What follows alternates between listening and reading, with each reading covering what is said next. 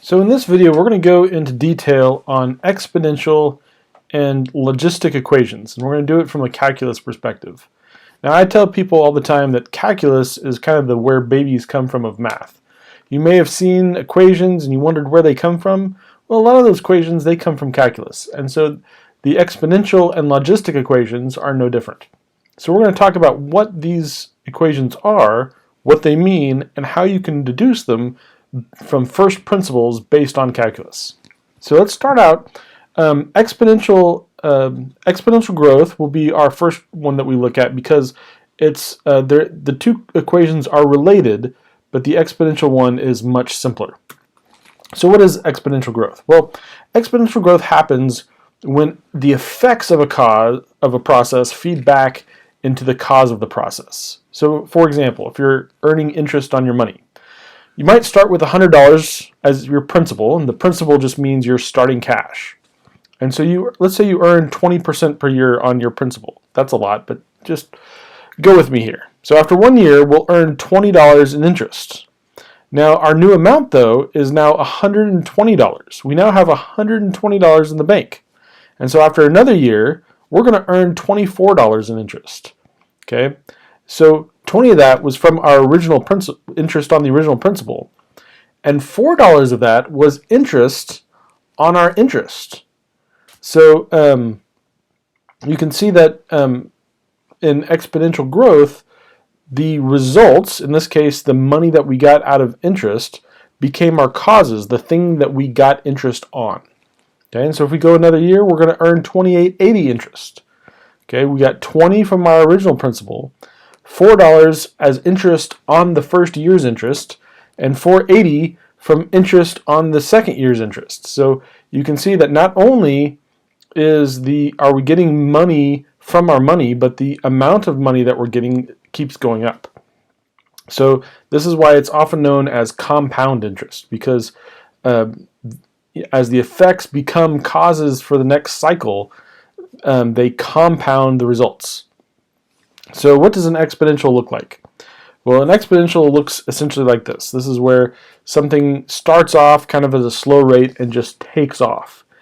And the reason for that is, again, because the results become causes. And as you have more results from the process, as you have more interest, your interest starts earning money. And the more interest that you've accumulated, the more interest you earn on your interest. And so that's why it creates this very steep exponential graph. And we see exponentials a lot in life. We see now exponentials can have both positive and negative growth rates. So in the case of interest, it's a positive growth rate.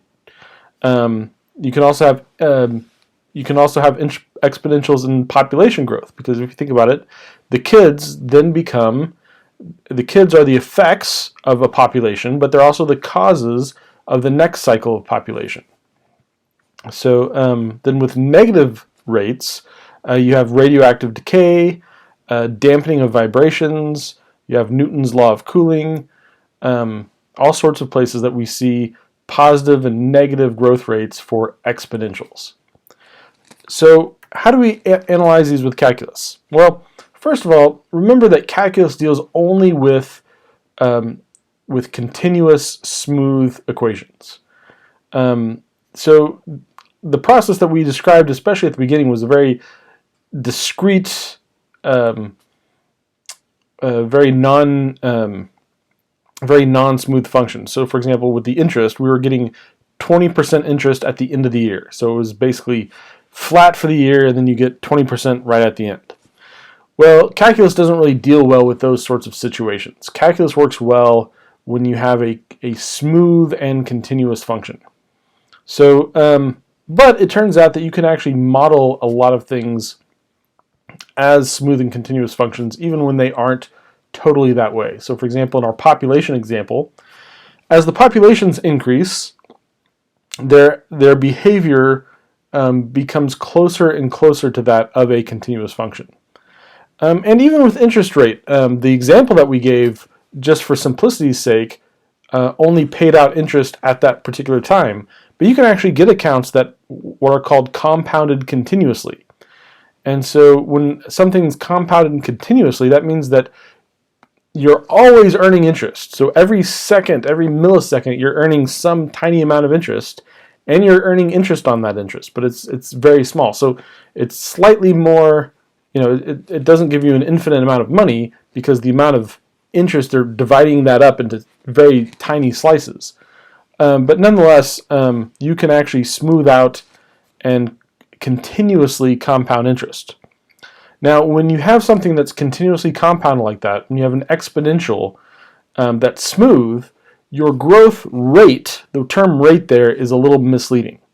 So, for example, let's say that I'm doing a continuously compounded interest rate, and someone gives me a rate of 10% a year.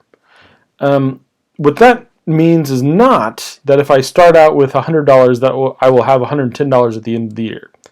I'll actually wind up with a little bit more, because as I accumulate interest during the year, I will also be earning interest on that interest. Okay, so if you plug it into the equations, you'll find out that with a 10% interest, $100 will actually, at the end of the year, you'll actually wind up with $110.52. So as you're going through that year, your interest is itself accruing interest, continuously compounding, and giving you just a little bit more. So that's the difference between compounding at periodic intervals and compounding continuously. In calculus, we have the tools to analyze what it means to compound continuously. So we can model this exponential growth with a differential. So what we're going to do, now there's all sorts of things we could be modeling. We could be modeling money, we could be modeling populations, we could be modeling isotopes, but we're just going to assume, for the sake of having a concrete example, that we'll be modeling population. So we're going to use P to represent the population. Okay, so this is going to be, P is going to be the number of individuals in the population.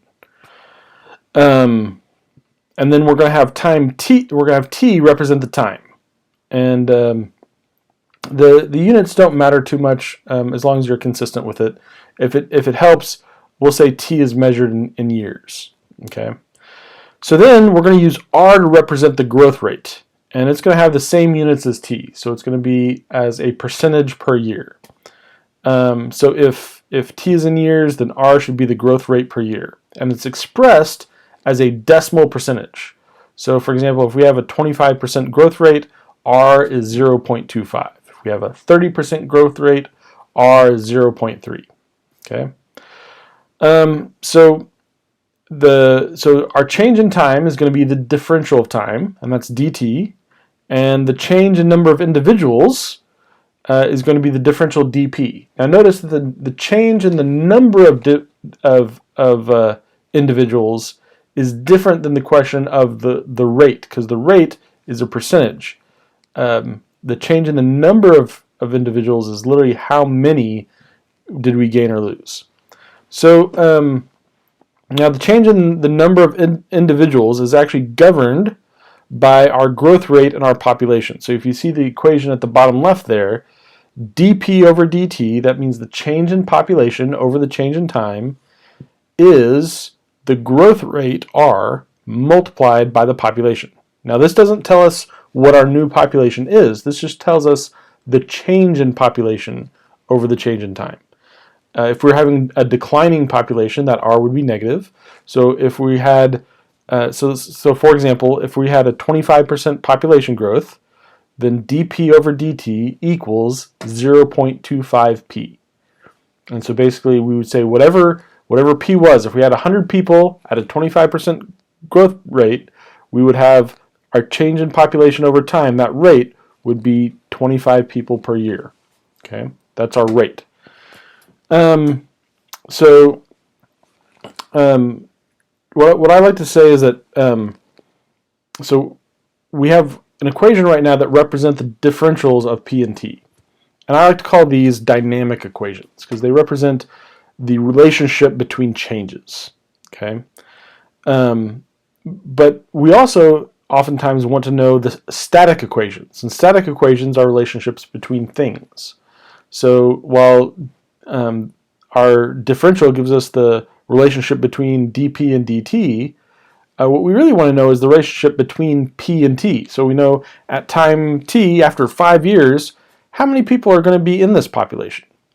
So if we need to convert a dynamic equation to a static one, we basically have to integrate it to get rid of the differentials, and that'll give us an equation that just gives us the population at a given point in time. So let's go ahead and solve this equation. We'll integrate it and see what we come up with. So we'll start out. Here's our starting equation: dp over dt equals rp. And remember, r is a constant. It is the growth rate, and we're not going to be touching that. So r is a constant through all these. So it's important when doing these to remember what your constants are, because calculus gives you a lot of places where you can move those in and out of the integral and that sort of thing. So the first thing we're going to do is separate the variables, okay? Because it's hard to integrate when you have different variables on the same side of the equation. So we're going to divide both sides by p and multiply both sides by dt. So on the left you have dp over p, and on the right you have r dt. And now we're going to integrate both sides, because you can do anything you want as long as you do it to both sides. So we're going to integrate dp over p on the left and r dt on the right. And on the left, dp over p just integrates to natural log of p. And the integral of r dt, because r is a constant, that will give us rt, and then plus c for the constant of integration.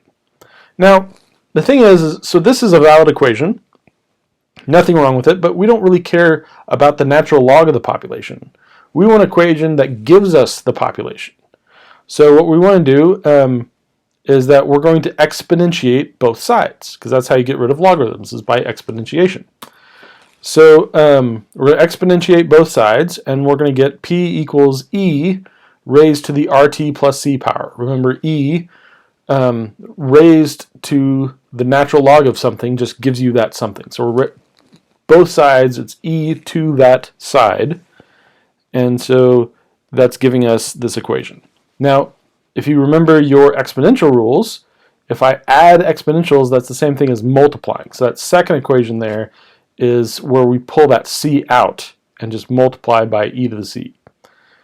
So now it's interesting because e is a known constant. E is a standard mathematical constant known as Euler's constant. Now c is an unknown constant. We got that when we integrated.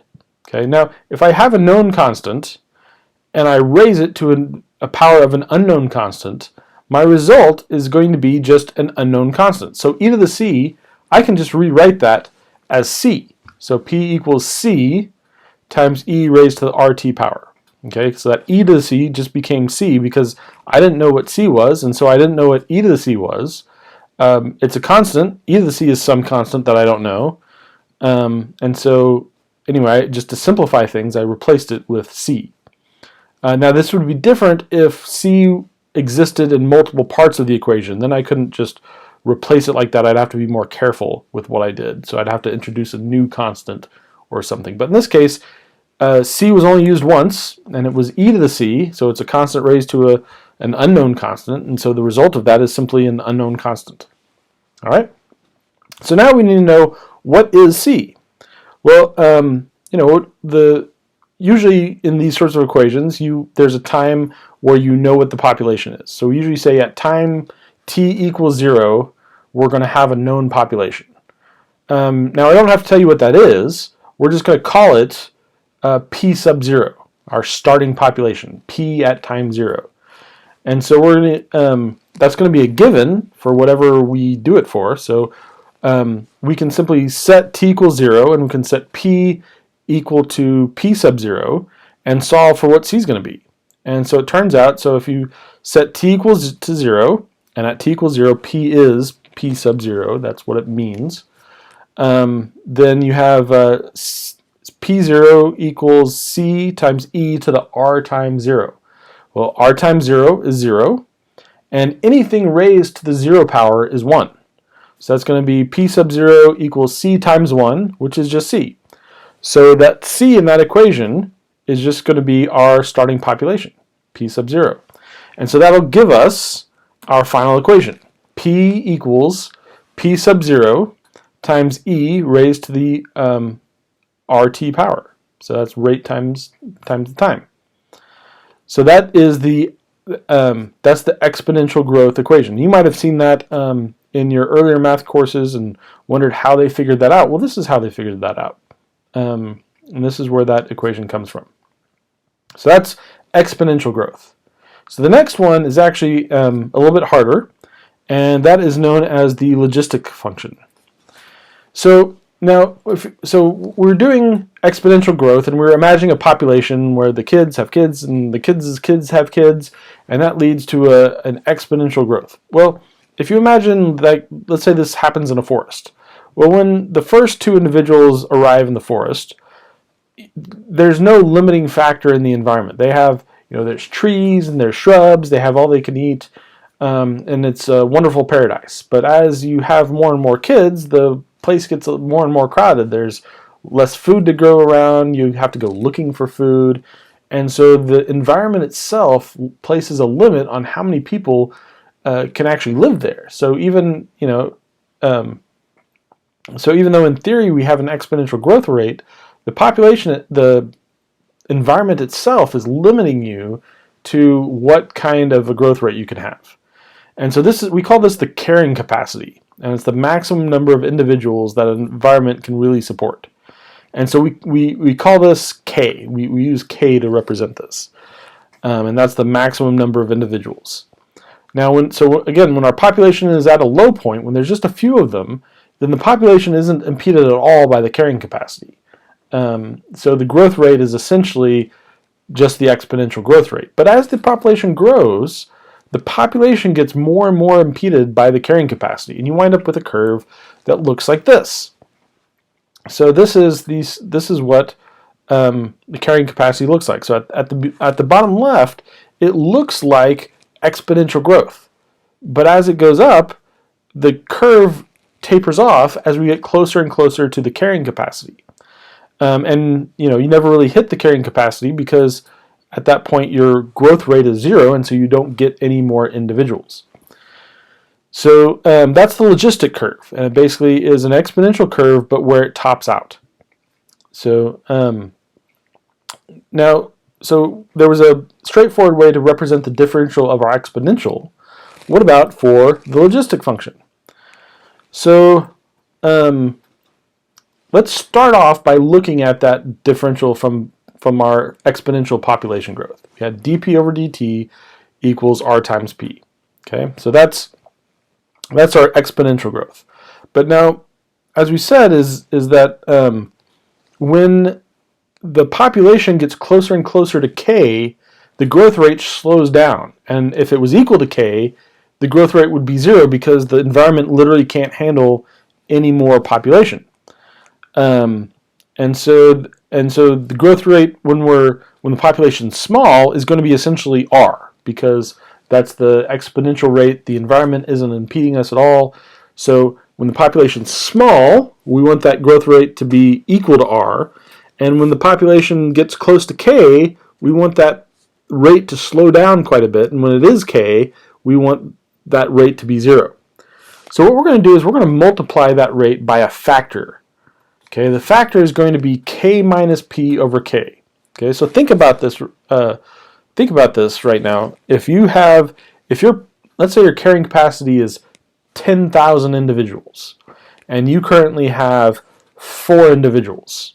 Okay, well, what's this factor going to be? Well, it's going to be 10,000 minus 4. So that's going to be 9,996 divided by 10,000. That's really close to 1. So that if I multiply that by my rate, I'm basically getting back my full exponential rate. Now let's say that I have a population that's very close to my carrying capacity. Let's say my population is at 9,000 individuals. Well, 10,000 minus 9,000 is 1,000. 1,000 divided by 10,000 is 0.1. So my rate is going to be heavily decreased because I'm getting closer and closer. I'm getting really close to my carrying capacity. And if my carrying capacity, if my population actually reaches my carrying capacity, if I actually wind up with 10,000 individuals, well, 10,000 minus 10,000 is 0. And 0 times anything is 0, so my rate is going to become 0. And even if you imagine, if, let's say somehow I manage to get more individuals than the environment can carry. Well, in that case, I'll wind up with, so let's say I have 10,001 individuals.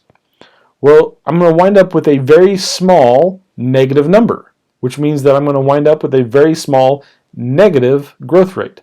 So you can see that this factor, by multiplying this factor times the rate, we can actually cause our rate to adjust based on how close we are to our carrying capacity.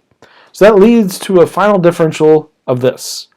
The change in population over the change in time is our factor based on the carrying capacity times our rate times our population. So it's just like, you should compare that to the exponential growth differential above. They're very, very similar, with the only difference being this adjustment factor based on carrying capacity. So, so now, just like with the differential for the exponential function, we can use this differential to find a static relationship between population and time. And we can do this just like we did before by separating variables and integrating. However, the integral is going to be a lot messier and have a lot more steps. Only a few steps are really tricky, but it's just the quantity of them can get overwhelming. So I just want to warn you that at first, this is actually going to take quite a few steps to get to the end. So, but if you want to stay with me, it's actually really interesting to see. You can actually see some of the tricks that you may not have thought that you'd have to use coming into play. So the first thing we need to do is we're going to start. We're going to rearrange our equation so we can integrate it. So we're going to start with our starting differential. This is the exponential, or this is the logistic growth curve differential. And so first thing we're going to do is separate our variables. Okay, so we're just going to move all that stuff with p down below p and move dt to the right. So that's just going to become this. So on the left, we have dp over our factor times p equals r times dt. And on the left, what we're going to do is we're actually going to pull out, so you see how that's k minus p over k. Well, what we're going to do is we're going to pull out a 1 over k, and since it's on the bottom, it's actually going to get flipped and just become a regular k. So that's going to look like this. So it's going to give us k. Remember, k is a constant. It's the carrying capacity of the environment times dp over k minus p times p equals r times dt. And so now we've rearranged it. We separated our variables. We've simplified it just a little bit, and now we're arranged in such a way as to integrate it. But we've still got a couple of things that we need to do before we actually do our integral, because that side on the left is actually surprisingly tricky to integrate. So here's where we are so far. We've got our carrying capacity times dp over k minus p times p equals r times dt. So we're gonna integrate both sides. We'll put the integral sign up, and we're gonna move our constants out. Okay, so we're gonna move k out and we're gonna move r out because they're both constants, so they can jump back and forth to each side of the integral. Now the right side is going to be simple. It's r times the integral of dt, so that's going to give us rt plus c. But the left side, if you look at the bottom, notice that we have a factored polynomial denominator. See, so we've got those two factors, and if you have a factored polynomial denominator, you can simplify it using partial fraction decomposition. Now if you're on intro calculus, you may or may not have run into this. I've found different teachers have different may or may not go over this process. But basically, the idea behind partial fraction decomposition is we can take a fraction and we can decompose it in terms of its factors. So we can say we've got a k minus p factor and a p factor. And so we can say, well, this was composed of some number over p plus some other number over k minus p, and when we added them together, we when you'd have to multiply by the bottoms to get a common common denominator. So it started out with some number over p plus some number over k minus p, and we just have to figure out what they are.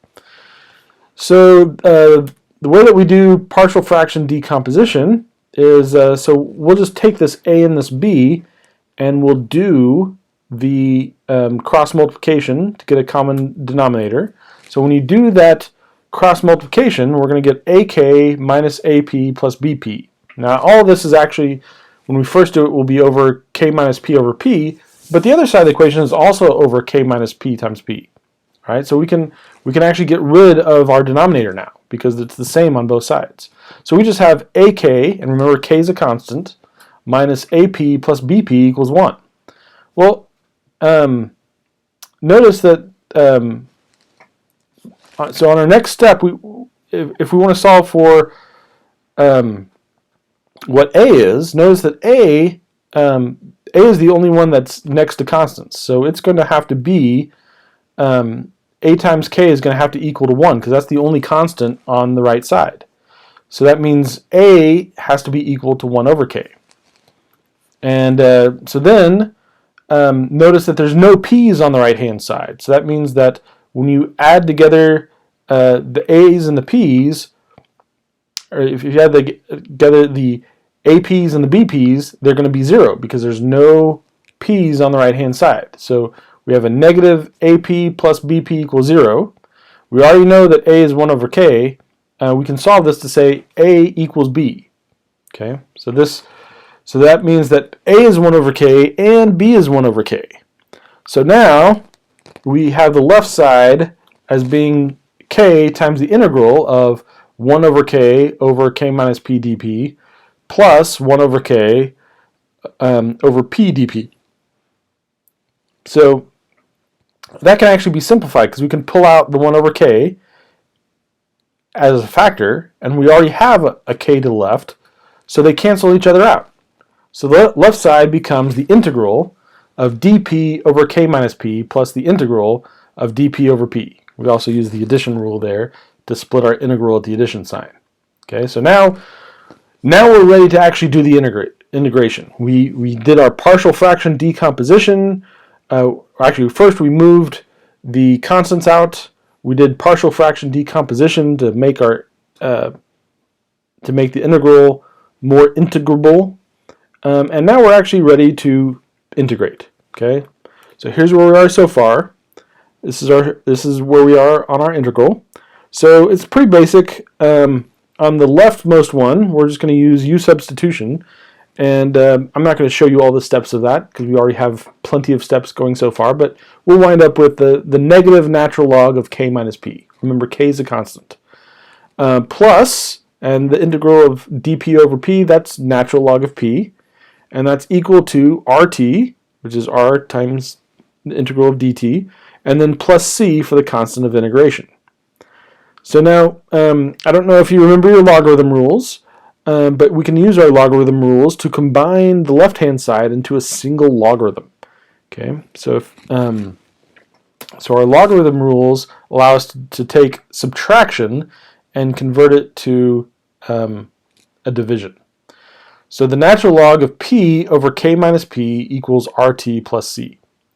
Now again, just like before, we don't want the natural log of a population, we want to know the actual population.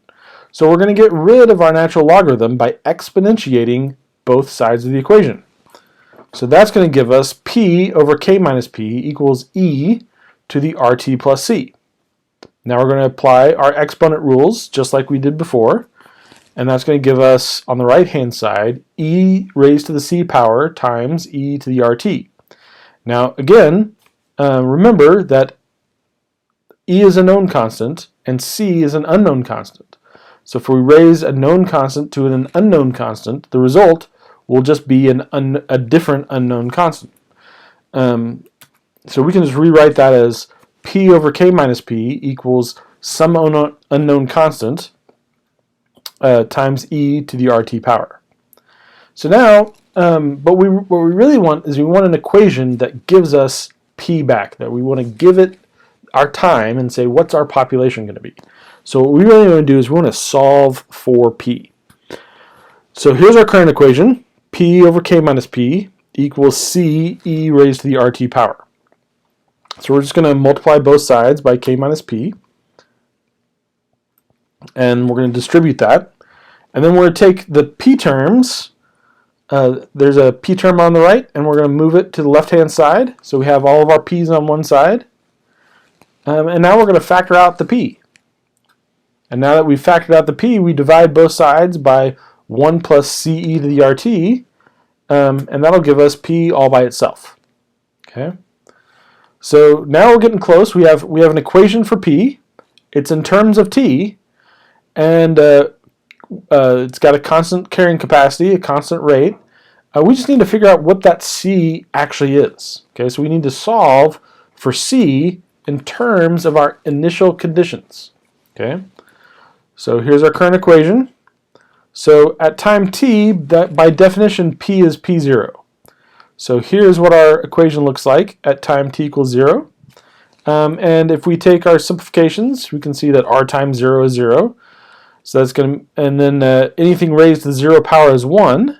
So we can see at the end that p0 is equal to kc over 1 plus c. So now we're going to solve this for c. Okay, so we're going to multiply both sides by 1 plus c. We're going to distribute. We're going to move the c's all to one side, and then we're going to factor out the c, and then we're going to divide both sides by k minus p sub 0, so we have c by itself. So there is c in terms of other constants that we can know. So our initial population and our carrying capacity. So c is our initial population divided by the carrying capacity minus the initial population. So that is how we get c. Okay, so now we have all the pieces.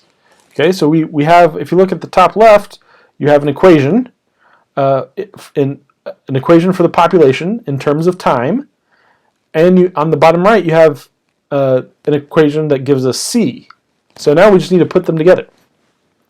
So there's our equation that involves c. There's our solution for c in terms of initial conditions. So we're just going to combine them together. And so that's pretty ugly, but you can notice the first one, we just literally took our equation for c and plugged it in for c. Okay, and then what we did is we moved that first c term and we moved it out to the left. And then we combine those. We combine the top parts and we combine the bottom parts. And that gives you our last line that says, so that gives us the equation p sub 0 times k times e to the RT power over, and then that mess down there. And so all we did is just simplified it. We multiplied through, we simplified, and wound up with the equation on the bottom right. So our final equation, after putting all these pieces together, is going to be this. So our variables are p, which is our population at any given time, t, which is the time, and we have constants of k, which is the carrying capacity of the environment, r, which is our unimpeded growth rate, and then p sub 0, which is our initial population.